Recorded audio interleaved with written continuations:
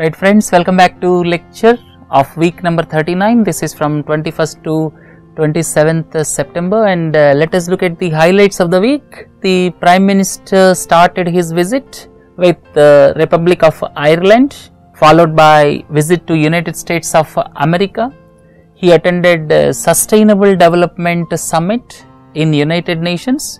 At the same time, he participated in G4 Summit, and if you look at the other events, it is Modi-Obama meet, the meeting of the Indian Prime Minister and the President of United States of America assumed significance in view of the India's claim for permanent membership of United Nations Security Council, and at the same time the Prime Minister's visit to Silicon Valley.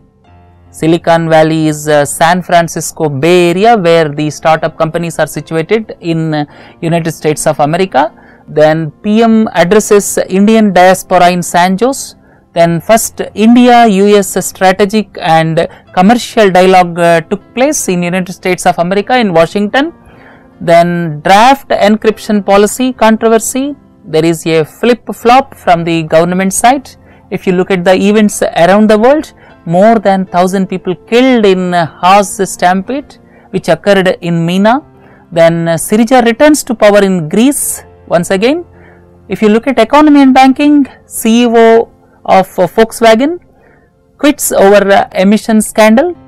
Emission scandal rocked the world in automobile industry. It is touted to be one of the biggest scandals, and categorical statement on minimum alternate tax by the finance minister that it will not be applicable for the companies which do not have base in India, that means which do not have permanent establishment in India, right?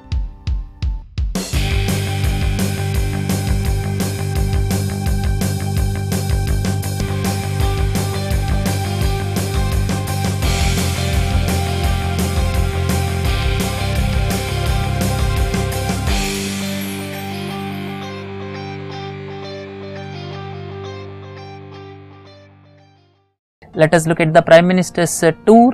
He started his tour with the Republic of Ireland. If we say Ireland, Ireland is normally considered as an island. Ireland is an island, and almost 80% of the area is Republic of Ireland, and around less than 20% area is Northern Ireland.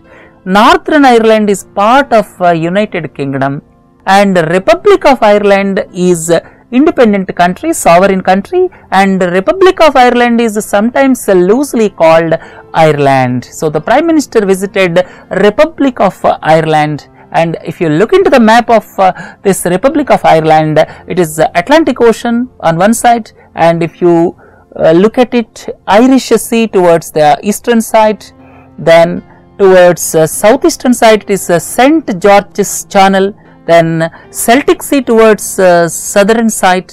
So these are the boundaries of this Republic of Ireland, and towards the northern side it is Northern Ireland, which is a part of United Kingdom. And the Prime Minister visited this country, and when you talk about Ireland, please don't forget India's directive principles of state policy in Indian Constitution. The theme is taken from Republic of Ireland, and at the same time the birthplace of George Bernard Shaw is Republic of Ireland. And if you look into the statistics of this country, Narendra Modi is the first Prime Minister to visit Ireland since 1956. In 1956, Jawaharlal Nehru visited that country, and the capital is Dublin, and it is part of a European Union, and the currency is the euro. It became independent in the year 1922, and remember the population of Republic of Ireland is less than 50 lakhs, to be specific around 46 lakhs, but the nominal GDP is 1/8 of India's GDP, but the population is less than 50 lakhs. Right. So with this you can come to the conclusion about the economic might of this Republic of Ireland. And if you look at the events, Prime Minister spent few hours in Ireland on way to New York, and here the Prime Minister or the head of government is called Taoiseach, and Enda Kenny is Taoiseach for this country, and Enda Kenny and the Prime Minister Narendra Modi held discussions in this country. There are two issues. The Prime Minister asked for the assistance with regard to the India's membership of United Nations Security Council, that is permanent membership of United Nations Security Council. In United Nations Security Council, there are 5 permanent members are there, which are popularly known as the P5, and Prime Minister sought the help of Ireland to become the permanent member of United Nations Security Council, and at the same time the Prime Minister also sought Ireland's support for India's membership in Nuclear Suppliers Group. India could not get the membership of Nuclear Suppliers Group, and Nuclear Suppliers Group was formed subsequent to the India's nuclear test in the year 1974, and at present it has around 48 countries. And whatever the reason, India could not get membership of Nuclear Suppliers Group, and the time is now favorable for India to get Nuclear Suppliers Group membership because of signing of civil nuclear agreement between India and USA when the President Obama visited India, right? So this is about Ireland, and from Ireland the Prime Minister went to New York. Basic purpose of visiting New York is to attend the Sustainable Development Summit of United Nations, but on the sidelines the Prime Minister attended several functions. First one is he addressed roundtable meeting with CEOs in the financial sector. He addressed a roundtable meeting with the CEOs in the financial sector. The CEOs participated include the CEO of JP Morgan Chase, AIG, Tiger Global, Blackstone. Like that, several CEOs attended this roundtable meeting in New York, and Prime Minister dwelt at the opportunities in India with regard to manufacturing, electronics, renewable energy, metro rail projects, Clean India, Digital India, Make in India, and Prime Minister elaborated the opportunities available in this country, but the CEOs expressed concern with regard to the taxation laws in the country. Sometimes India is blamed for the retrospective laws. Last time I discussed about retrospective laws and prospective laws. Sometimes when the laws are framed, India is accused of implementing them retrospectively. That means from the back date. If a law is passed today, sometimes India was blamed for implementing it from back date. That is uncertain about the tax proposals in this country, and foreigners are worried about that, and now government is moving towards clearing the air by the finance minister. So whatever it is, the concern of CEOs now is taxation, then bankruptcy laws, then procedural bottlenecks, and intellectual property rights. Intellectual property means the rights with regard to copyrights, patents, trademarks. If I invented something, I should have right over that invention. But in India, the foreigners are not confident about intellectual property rights in our country. That's why they are worried about new inventions and application of new inventions in this country. So many CEOs complained about these issues, and from that the Prime Minister addressed roundtable on media, technology and communications growth story for India. And here CEOs of News Corp, 21st Century Fox, Discovery, Sony, Time Warner, these CEOs participated in the roundtable, and in the words of the Prime Minister, India is committed to providing protection to intellectual property rights. The main concern expressed by foreigners for making their investments in this country is with regard to the intellectual property rights, and the second one is taxation laws, bankruptcy laws. So these are coming in the way of investments in our country, and CEOs agreed that change is taking place in the country, but some of the CEOs commented, make the change faster. That means the pace of change after the Narendra Modi's government is not up to the mark. Please make the change faster. And anyhow, government is now trying to bring the rank of ease of doing business index from 142 to at least below 50 in the next ranking. And from there the Prime Minister attended Sustainable Development Summit of 2015 in United Nations. All of you are familiar with the Millennium Development Goals. Millennium Development Goals were framed in the year 2000, and 8 goals were given to be implemented by 2015. 15 years timeline was given for Millennium Development Goals, which were enacted in the year 2000, supposed to be implemented by 2015. Some of them could be implemented, some countries failed, some countries were successful, and India is also failed in some of these Millennium Development Goals, and in detail we will discuss sometime later with regard to this Millennium Development Goals and Sustainable Development Goals, basic differences and how India and the world fared in Millennium Development Goals over the past 15 years. And for the time being, let us limit our discussion with regard to the decisions taken at the United Nations. And these Millennium Development Goals were formulated in 2000 to be implemented by 2015. Some of them could be achieved, some of them could not. Now the United Nations came up with Sustainable Development Goals.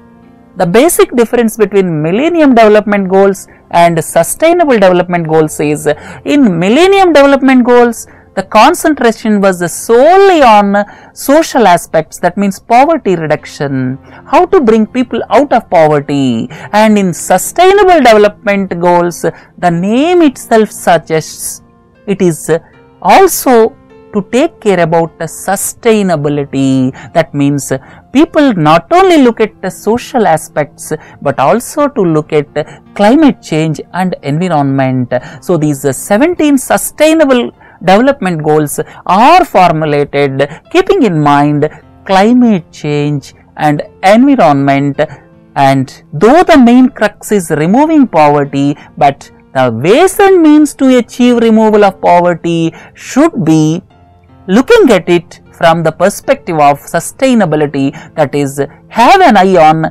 climate change and environment. And if you look at the snapshot, there are 17 goals and 169 targets, and in 5 areas action is to take place. Otherwise they are known as 5 P's. People should be brought out of poverty. Planet, then it is prosperity. When you look at the planet, that means you should take care of the environmental concerns in mind. Climate change and environment is the main concern. Third one is prosperity. People should become prosper.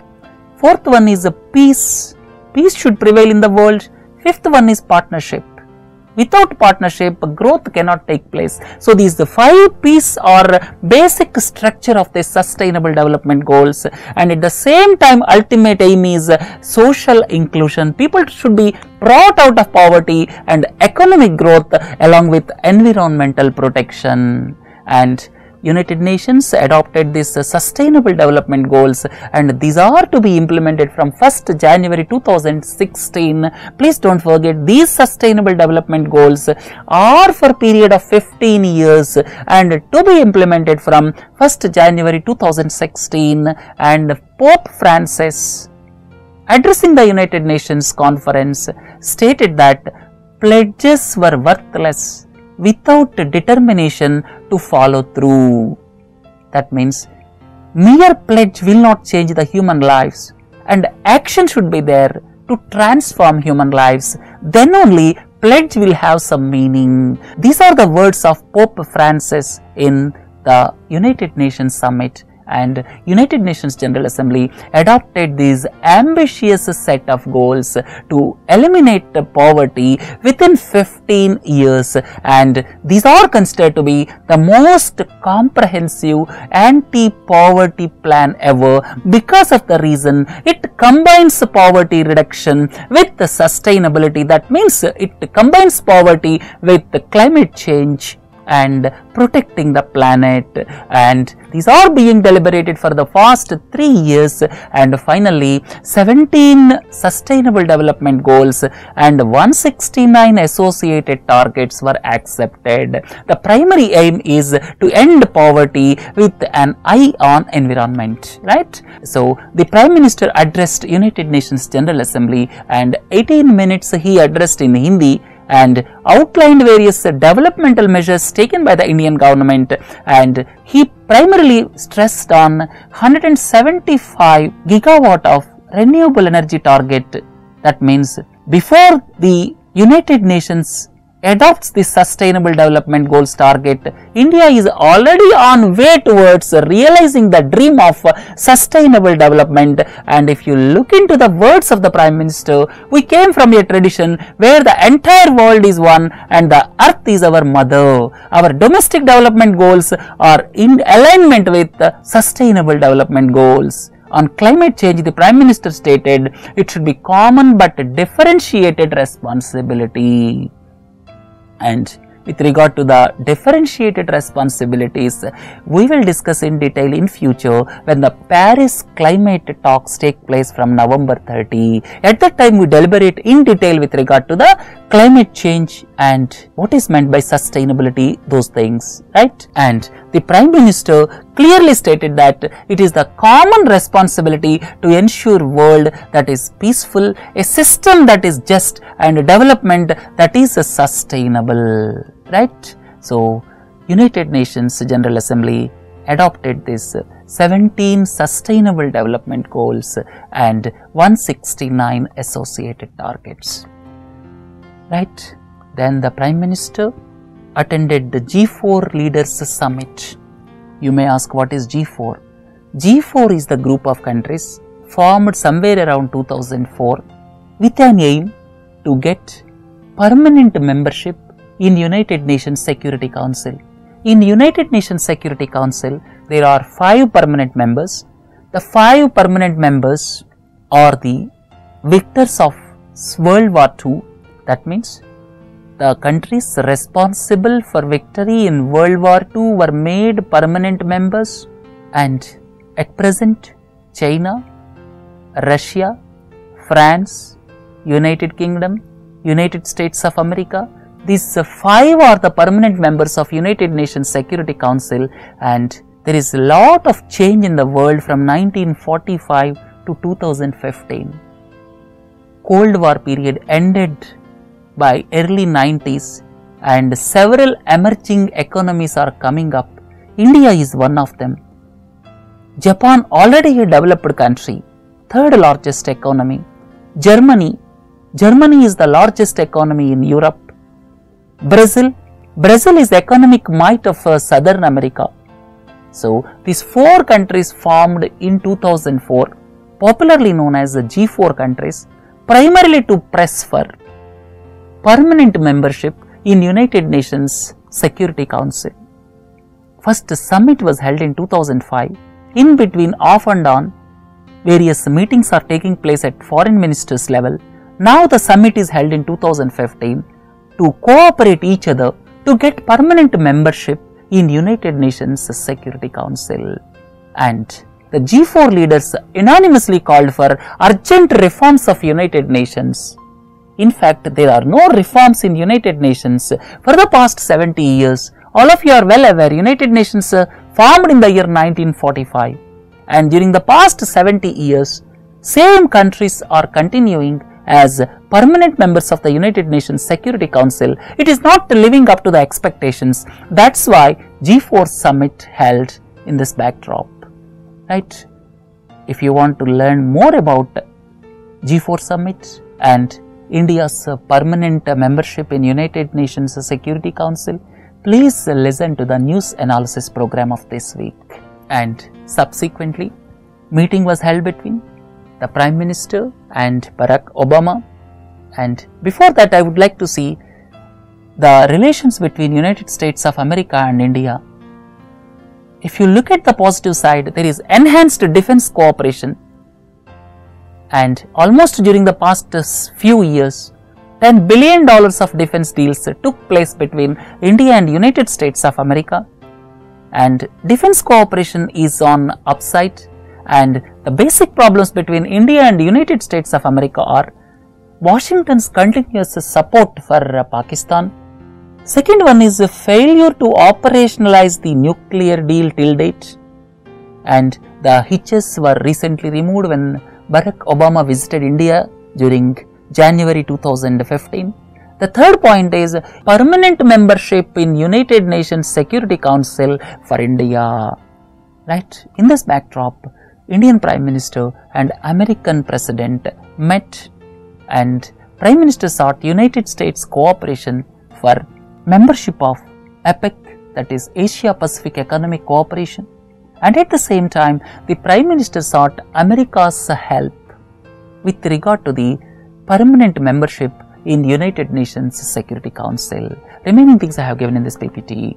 Subsequently, Prime Minister addressed CEOs of Silicon Valley. What is Silicon Valley? Silicon Valley is basically the Bay Area of San Francisco.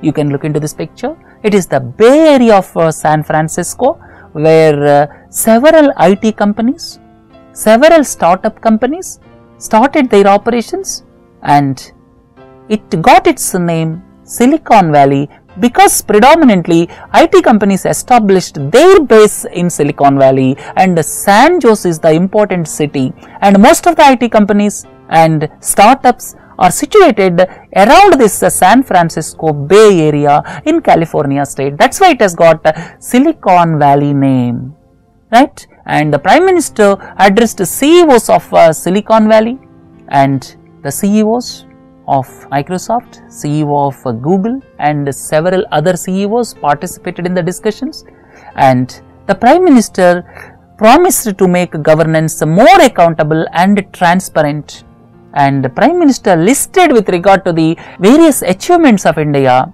and the steps taken in recent times will be favorable for establishment of American companies in India, right? And if you look at the outcome of this meeting with the tech giants, if you look at Google will help India set up a base for free Wi-Fi at 500 railway stations. It will establish a base for Wi-Fi at 500 railway stations. Second one is, it would make it possible for people to type in 10 different Indian languages. These two commitments were made by Google. If you look at Microsoft promised low-cost broadband technology to around 5 lakh villages, and at the same time Microsoft promised availability of cloud services through data centers operating from India. Then Qualcomm stated that it will invest $150 million for Indian startups in mobile and Internet of Everything ecosystem, and ultimately this Apple responded positively for establishing manufacturing base in India, right? Subsequently, the Prime Minister addressed SAP Center Arena at San Jose. I have already told you San Jose is situated in Silicon Valley area, and the Prime Minister addressed the Indian diaspora, 18,000 strong Indian diaspora at SAP Center Arena in San Jose. And whatever the Prime Minister's statements I have given in this PPT, please go through them. And with this, the Prime Minister's visit of Ireland and United States concluded. And if you summarize, the main visit of United Nations to address the Sustainable Development Summit. The second one is to participate in G4 Summit, to press for India's permanent membership in United Nations Security Council. Third one is meeting tech giants in San Jose, meeting Barack Obama on the sidelines of these summits. So these are the issues of the Prime Minister in United States of America, right? And what comes out of this visit will be known when these tech giants and information technology companies, and at the same time the media giants, establish their operations in our country, right? Please look into the next one. First, India-US strategic and commercial dialogue. This took before the Prime Minister's visit to the country. From Indian side, External Affairs Minister Sushma Swaraj, Commerce Minister Nirmala Sitharaman attended this India-US strategic and commercial dialogue, and joint declaration on combating terrorism was adopted, and India and United States of America reiterated the threat posed by terrorist groups like Lashkar-e-Toiba, Jaish-e-Mohammed, and finally United States of America agreed that the threat posed by these organizations is to be tackled, right? Look at the next issue. Draft encryption policy controversy. Government flip-flop. What is encryption policy? I have given the meaning of encryption. Encryption is digital messages are scrambled so that they cannot be accessed by anyone other than those they are meant for. That is encryption. And if you look at it from other perspective, it is a means to ensure freedom of expression and to keep information secure in the digital world. And recently, government released a draft encryption policy.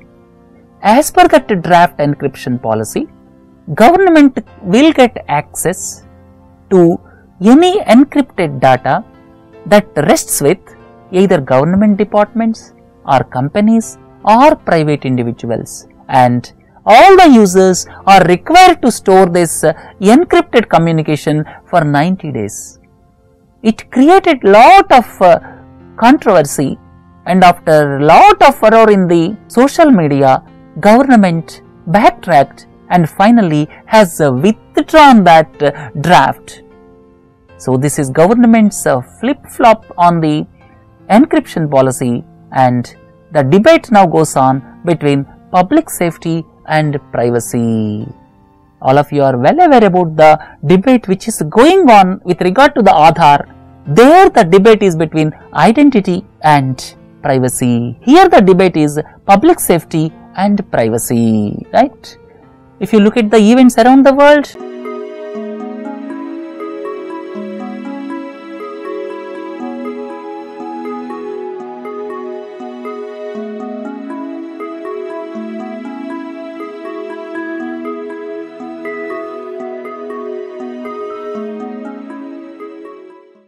unfortunate incident took place.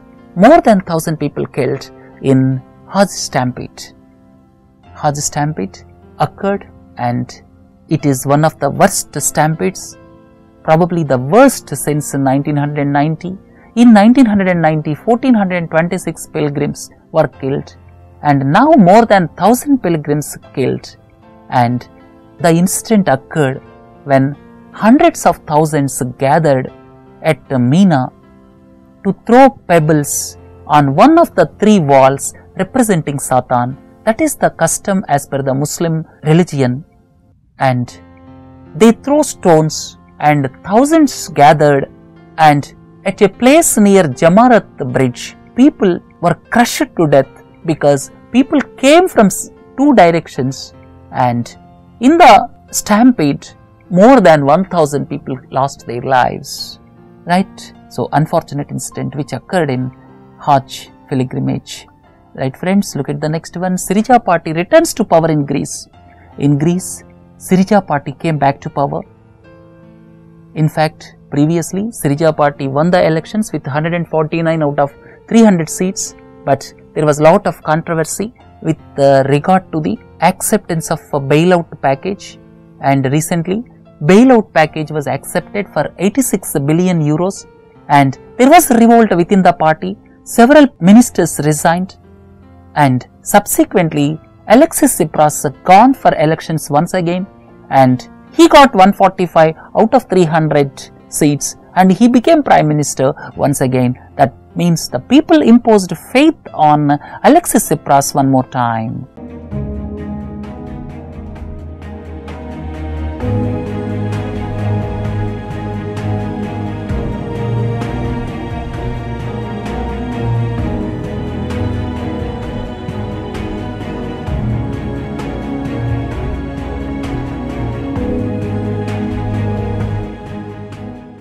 If you look at economy and banking events, CEO of Volkswagen quits over emission scandal. What is this emission scandal? What is Volkswagen? Volkswagen is the car company based in Germany, established in the year 1937, and in German language, Volkswagen means people's car, and Germany is known for precision engineering, and in that country, Volkswagen manipulated to such an extent by installing software in cars. By installing software in cars, when cars are tested for emissions, that the software will come into picture and it will show results much lesser emissions. When vehicles are being tested by various authorities, because of the software inserted in the diesel vehicles, it shows very less emissions, but when it is traveling on the road, it shows emissions 20, 30, 40 times higher than shown during the tests, right? So, when the vehicles are tested for emissions, that means when the vehicles are tested for pollution, it shows lesser emissions because of activation of software, but when the vehicle is traveling on the road, real emissions are 20, 30, 40 times more, because of which the CEO of Volkswagen, Martin Winterkorn, resigned. It created a lot of controversy across the world, and the CEO said, "I am endlessly sorry, but the world is asking, sorry is not enough." And the stocks of Volkswagen fell by around 30%. Right? And I would like to brief about what exactly is diesel vehicle emissions. In United States of America, most of the vehicles are petrol driven, but in Europe, substantial portion of vehicles are diesel driven. And the basic problem is there are two things which are hurting the human health. By manipulating software, they are showing less emissions, but the actual emissions are several times higher. Under these circumstances, let us look at two important emissions here. First one is nitrogen oxides, especially nitrogen dioxide or NO2. This NO2 emissions. What will happen if NO2 emissions exceed certain limit? NO2 causes inflammation of lungs, and subsequently it causes asthma and bronchitis. But the emission tests shows very less release of nitrogen dioxide. But actually when the vehicle is being driven on the roads, nitrogen dioxide emissions are quite high.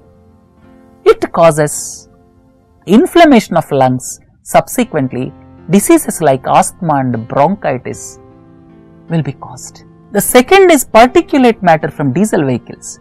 Because of particulate matter from diesel vehicles, it is carcinogenic in nature. Carcinogenic material means the material which has got the propensity to cause cancer, that is carcinogenic.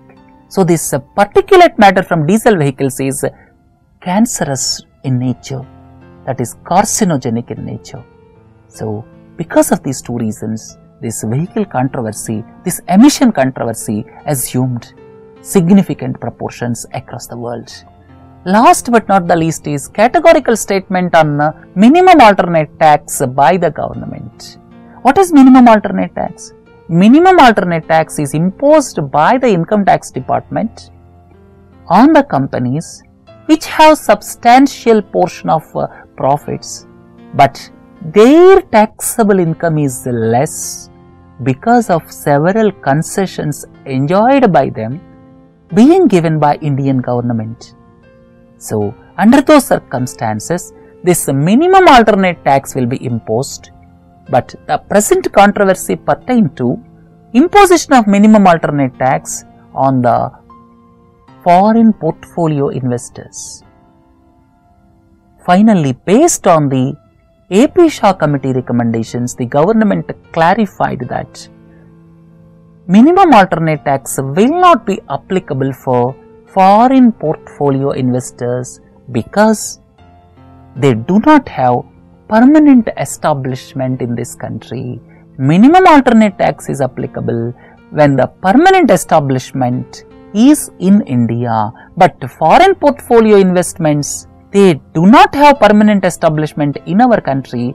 They simply invest in Indian stock market and simply take out that money. Because of that reason, minimum alternate tax will not be applicable for foreign portfolio investors as categorically stated by the Finance Minister. And if you want to know more about this, please listen to news analysis this week. Right friends, with the Prime Minister's visit to United States of America, Republic of Ireland and many more issues we learned in this lecture part, and please do join for news analysis and features. Have a nice day. Thank you.